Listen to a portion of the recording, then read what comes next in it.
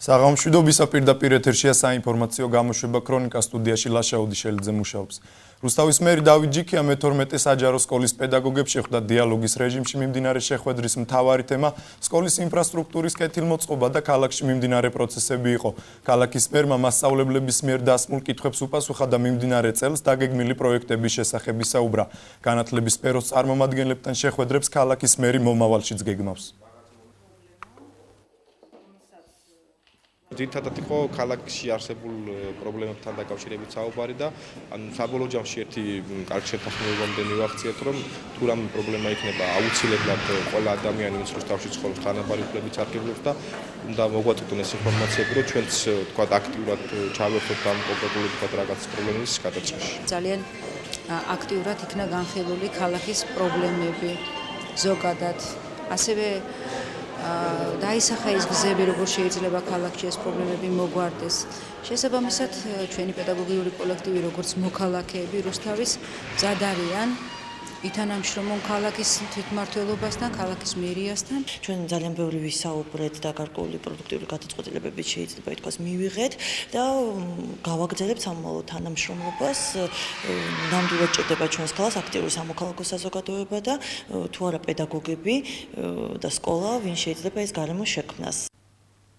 რუსთავის მუნიციპალური ავტოტრანსპორტის საწარმო სამგზავრო შეღავათების მქონე მგზავრებისთვის სახელობითი სამგზავრო ბარათების დარიგებას გეგმავს. მგზავრთა საყურადღებოდ მუნიციპალურ ტრანსპორტში სპეციალური განცხადებებიც განთავსდა. რუსთავის მუნიციპალური ავტოტრანსპორტის საწარმოს ხელმძღვანელის განმარტებით აღნიშნული შეღავათის მქონე პირებმა ბარათის მისაღებად შესაბამის ტერიტორიულ ორგანოს უნდა მიმართონ. სოცდაუცილებლად შეუძლიათ მიაკითხონ მუნიციპალიტეტებს, ორგანოებს და აიღონ 29-30-31-ში ბარათები. სხვა მოქალაქეებს შეუძლია ლიბერტბანკის ყველა ფილიალს მიაკითხონ და უფასოდ აიღონ ბარათები 1 თებერვლამდე. დღეიდან რამდენიმე მედიკამენტი აფთიაქებში მხოლოდ რეცეპტის წარდგენის შემთხვევაში გაიყიდება. საქმე ეხება ფსიქოტროპულ პრეპარატებს. ჯანდაცვის სამინისტრო რეფორმას სააფთიაქო ნარკომანიის აღმოსაფხრელად და თვითმკურნალობით მიღებული სახიფათო შედეგების თავიდან ასაცილებლად ნერგავს. მედიკოსების პოზიციას ქრისტინა ასლამაზაშვილი გაეცნო. დღეიდან აფთიაქებში რამდენიმე მედიკამენტი მხოლოდ რეცეპტის წარდგენის შემთხვევაში იყიდება. ნარკოტიკული საშუალებებისა და ფსიქოტროპული ნივთიერებების შემცველ სამკურნალო საშუალებებს კიდევ რამდენიმე პროდუქტი, კერძოდ ბაკლოფენისა და გაბაპენტინის შემცველი კომბინირებული პრეპარატები დაემატა. სამინისტროში ცვლილებას ჩამოთვლილი ნივთიერებების არამიზნობრივი გამოყენების შემთხვევების მატებით ხსნიან. 6 დასახელების მედიკამენტი, რომელიც ასევეა პირველ ჯგუფში, ოღონდ არა ნარკოტიკების, არამედ მათთან გათანაბრებულ კატეგორიაში. წამალი არის, რისგან სცადება კატასტროფული და ავადსახსენებელი სუროგატული ნარკოტიკები, კრაკადილი, ვინტი და ჯეფი, რამაც უკვე თაობები დაღუპა პრაქტიკულად საქართველოში.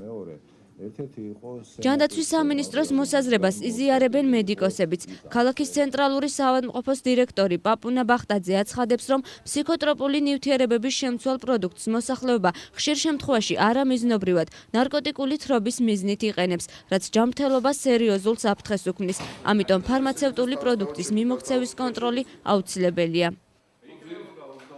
მედიკამენტების, რომელიც აქ არის ჩამონათვალში, მათი ზოგის მოხარშვა, ზოგის გამოხარშვა, ზოგის ზედოზირებით გამოყენება იწვევს რაღაც ასეთ სწორედ გაურკვეველ ეფექტებს, მათთვის გაურკვეველ სიამოვნების მინიჭებას და ჯანმრთელობის ზოგისთვის ხანმოკლე, ზოგისთვის ხანგრძლივად და ზოგისთვის მყარად მოშლას, განსაკუთრებით თავის ტვინის და ნერვიული სისტემის. ამიტომ სრულად და აბსოლუტურად ვეთანხმებით ასეთი ბრძანების რეალიზებას. ერთადერთი საფრთხე აღნიშნულ კანონს შესაძლოა ფარმაცევტული პროდუქტის უკანონო ბრუნვამ შეუქმნას, თუმცა ჯანდაცვის უწყებაში ნარკოტიკული ან სხვა მედიკამენტების არალეგალურად გაყიდვას გამორიცხავენ, რადგან მსგავს შემთხვევაში მეპატრონესაც და მომუშავე პერსონალსაც ლიცენზია 10-დან 20 წლამდე შეუჩერდებათ.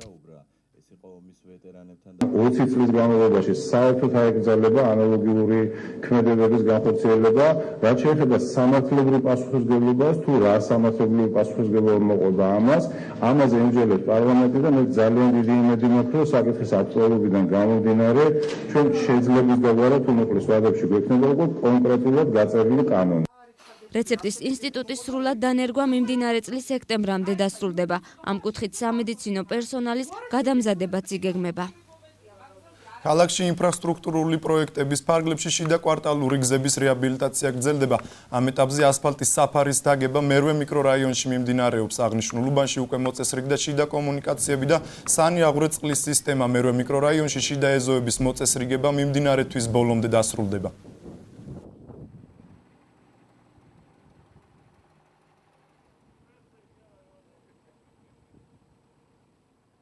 დღეს დავიწყეთ დაგება და დღესვე დასრულდება. ხვალინდელ დღეს გადავალთ 10-დან 11 ნომერ ბინასთან. დანგრეული იყო ყველაფერი, ორმოები წხრები იდგა. ახლა გაკეთა ყველაფერი, კეთება კარგია. ბავშვები თამაშობენ, ბავშვები ერთად დიოდნენ. მუხლამდე წხრები იდგა. შეპესე სოკარ ჯორჯია გაზი კახეთის რუსთავის სერვის ცენტრი გაფრთხილებთ. მკაცრად დაიცავით გაზის მეურნეობაში არსებული უსაფრთხოების წესები. არ დაუშვათ არასტანდარტული გაზის ხელსაწყოების გამოყენება. გაზის აღრიცხვის ხელსაწყოები დამოწმებული უნდა იქნას საქსტანდარტის მიერ. არ ისარგებლოთ არალიცენზირებული იურიდიული და ფიზიკური პირის მომსახურებით. გამართულ მდგომარეობაში იქონიეთ საკვამლე და სავენტილაციო არხები. არ მიატოვოთ უმეთვალყურეოდ ჩართული გაზის ხელსაწყოები და მათზე არსებული ჩამკეტი ონკანები. არ დაუშვათ ბავშვები და გონება შეზღუდული ადამიანები გაზდანადგარებთან და გაზდანადგარების ჩამკეტ ონკანებთან. არ დაუშვათ გამდინარე წყალგამაცხელებლის მონტაჟი და ექსპლუატაცია ისეთ კორპუსებში, რომელთაც არ გააჩნიათ საკვამლი არხები. გახსოვდეთ, გაზის გაჟონვის შემთხვევაში დარეკეთ ცხელი ხაზის ნომერზე 577 22 91 90 ან 25 53 55.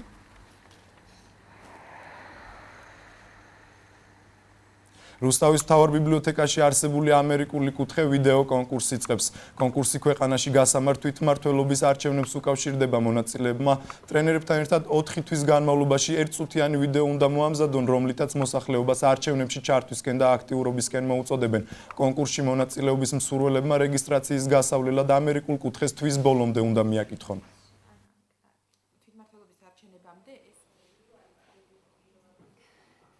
ვარჩევთ გუნდს, რომელიც მონაწილეობს ვიდეოების გადაღებაში და ვატარებთ ტრენინგს, ვმასპინძლობთ თბილისიდან, საელჩოდან ჩამოსულ ტრენერებს, რომლებიც თემაზე ესაუბრებიან ბავშვებს, აუხსნიან თუ როგორ გადაიღონ, რა გადაიღონ და როგორ მიეწოდონ თავიანთი სათქმელი მოსახლეობას.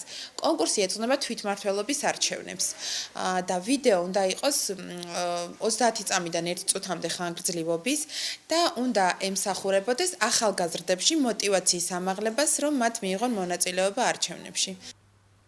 ბოლნისის მხარეთმცოდნეობის მუზეუმს ახალი ექსპონატი შეემატა. ექსპონატში გერმანელი კოლონისტების ყოფა ცხოვრების ამსახველი ეთნოგრაფიული მასალებია დაცული.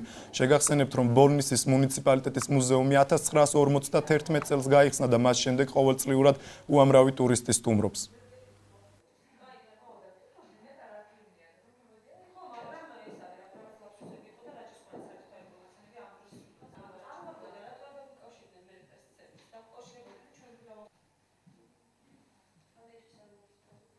ბოლნისის მხარეთმცოდნეობის მუზეუმში სიახლეა საგამოფენო ექსპოზიციას შეემატა კარადა, რომელიც ასახავს გერმანელების ცხოვრებას ბოლნისში, ერთსაუკუნოვან ცხოვრებას. ეს ექსპონატები წარმოდგენილია საყოფაცხოვრებო ნივთების სახით. გერმანელები აქ 1 საუკუნე ცხოვრობდნენ და ამიერკავკასიაში იმ ხანად ეკატერინენფელდი წარმოადგენდა ერთ-ერთ ყველაზე დაწინაურებულ კოლონიათაგანს.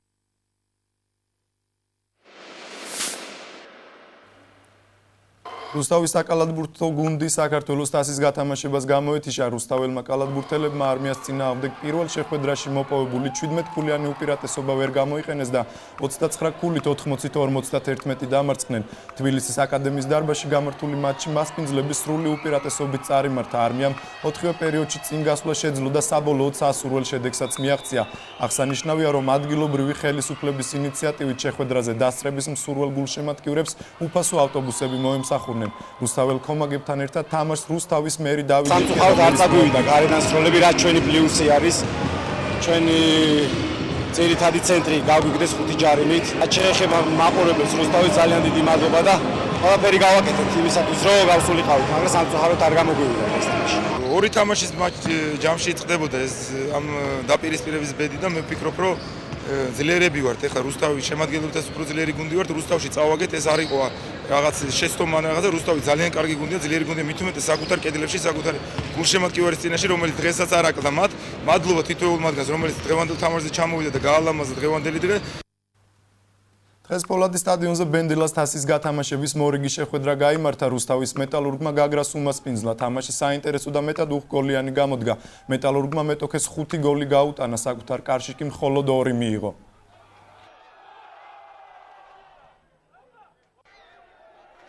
ლიანობაში თუ იმას გავითვალისწინებთ, რომ გუნდს ახლა ყველაზე რთული პერიოდი აქვს, იმ თვალსაზრისით დატვირთვები არის ძალიან მაღალი.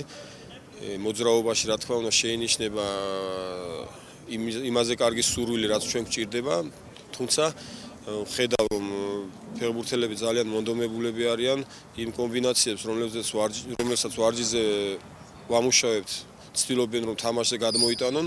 შინაგან საქმეთა მინისტრი ალექსანდრე ჭიკაიძე ოფიციალური ვიზიტით დიდ ბრიტანეთში იმყოფება.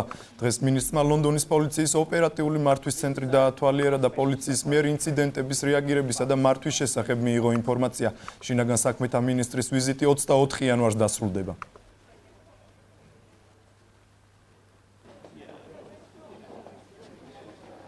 სამართალდამცავებმა ოპერატიული ინფორმაციის საფუძველზე ერთობლივად ჩატარებული სამძებრო და საგამოძიებო ღონისძიებების შედეგად ცეცხლსასროლი იარაღით მოვაჭრეთა ორგანიზებული დანაშაულებრივი ჯგუფის წევრები დააკავეს. ფაქტთან დაკავშირებით მიმდინარეობს გამოძიება.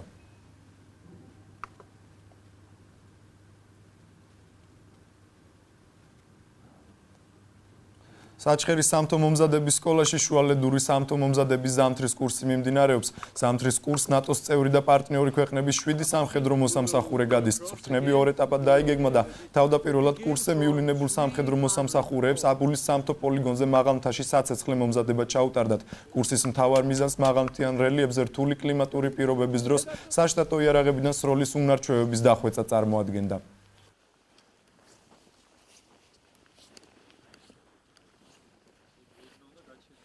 სამთო მომზადების სკოლაში პარტნიორობა მშვიდობის ფარგლებში ტარდება შუალედური სამთო მომზადების ზამთრის კურსი. სწავლება ტარდება 2 ეტაპად. პირველი ეტაპი ტარდება ამჟამად ახალქალაქში აბულის სამთო სასროლეზე, სადაც პირადი შემადგენლობა სწავლობს მაღალმთაში სროლის წესებს. მეტეოროლოგიური პირობები მოქმედებს მსმენელებზე, კურსანტებზე. აქ არის გასათვალისწინებელი ქარის ეფექტი, მზის ეფექტი, სიცივე და ამ ყველაფრის შესახებ ჩაუტარდა შესაბამისი ინსტრუქტაჟი. საქართველოს ეროვნული გვარდიის მე-20 კადრირებული ბრიგადის სამხედრო მოსამსახურეები აქციაში გაიღეს სისხლი გადაარჩინეს სიცოცხლე ჩაერთნენ. აქციაში მონაწილეობა ბრიგადის 260 სამხედრო მოსამსახურემ მიიღო. ეროვნული გვარდიის ხელმძღვანელობის ინიციატივით გვარდიელებმა სისხლი ლეიკემიით დაავადებულთა დასახმარებლად გაიღეს. სამხედრო მოსამსახურეების მიერ გაღებული სისხლი საქართველოს ცენტრალური სისხლის ბანკს გადაეცემა. მე-20 კადრირებული ბრიგადის მთლიანი პირადი შემადგენლობა იღებთ აქციაში მონაწილეობას, რათა დავეხმაროთ ლეიკემიით დაავადებულ ადამიანებს. მოხარულები ვართ რომ მივიღეთ აქციაში მონაწილეობას და გავიღეთ სისხლი და თუ მომავალში დაიგეგმება ეს აქცია აუცილებლად მივიღეთ მონაწილეობას. კიევში ვითარება კვლავ შეუცვლელია, თუმცა დემონსტრანტები ახალი პროტესტის ტალღისთვის ემზადებიან 5 საათიანი უშედეგო მოლაპარაკების შემდეგ ქალაქში დამატებითი ბარიკადები გამოჩნდა, მათ შორის პრეზიდენტის ადმინისტრაციასთან. პრეზიდენტი დათმობაზე არ მიდის და უარს ამბობს მთავარ მოთხოვნაზე გადადგეს და გადააყენოს მთავრობა. დედაქალაქთან ერთად საპროტესტო ტალღა უკვე ქვეყნის თითქმის ყველა რეგიონს მოედო.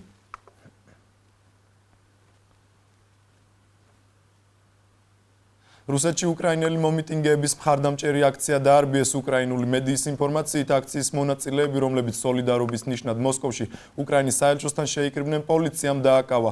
უკრაინის საელჩოსთან შეკრებილებს ევრომაიდანზე დაღუპულთა გლოვის ნიშნად ხელში პლაკატები და სანთლები ეჭირათ. პოლიციამ მათ პროტესტის ხანგრძლივად გამოხატვის საშუალება არ მისცა და აქციის მონაწილეები დააკავა.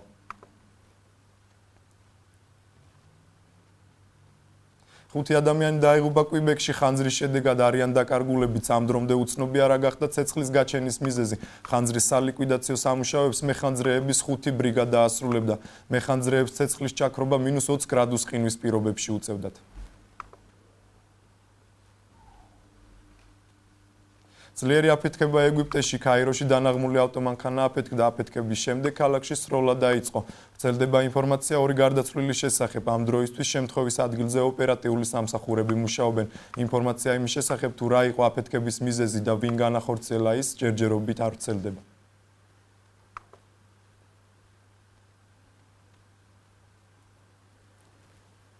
დღეისათვის სულ ეს იყო, მე მომავალ შეხვედრამდე გემშვიდობებით.